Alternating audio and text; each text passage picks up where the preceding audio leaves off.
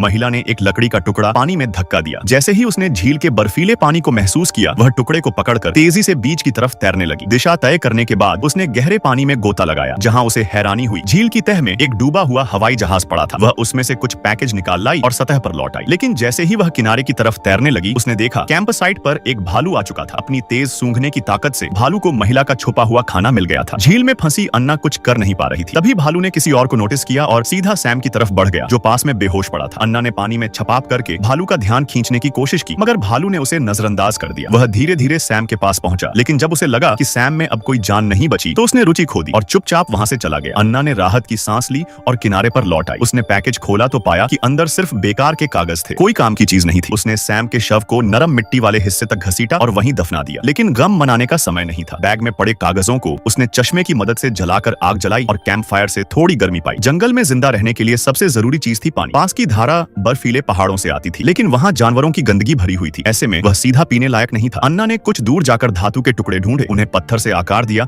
और आग पर रखकर पानी उबाल लिया। इस तरह उसने सबसे बड़ा खतरा टाल दिया। अब अगली चुनौती थी खाना। पानी से इंसान लगभग 1 महीना गुजार सकता है, लेकिन इतने दूर जंगल में उसके बचने की उम्मीद बेहद कम थी। इसलिए उसे लंबा टिकने के इंतजाम करने थे। उसने कई बार कोशिश की, मगर हाथों से मछली पकड़ना नामुमकिन था। तब उसने अपनी बालियों में से एक को कांटे की तरह इस्तेमाल किया। उसे धागे और डंडे से बांधकर कांटा बनाया। मछली फंसी भी, लेकिन धागा मजबूत न होने से टूट गया। निराश होकर वह फिर जंगल में गई और अचानक उसे बहुत सारी ब्लूबेरी दिखाई दी। उसने पेट भरकर खाई और बाकी को बोतल में जमा कर लिया। वह और ढूंढने ही जा रही थी कि अचानक मूसलाधार बारिश शुरू हो गई। तभी उसके दिमाग में ख्याल आया। उसने खाली बोतलों में बारिश का पानी जमा किया और अपने छोटे से टेंट में जाकर बैठ गई। चुपचाप तूफान के गुजरने का इंतजार करने लगी।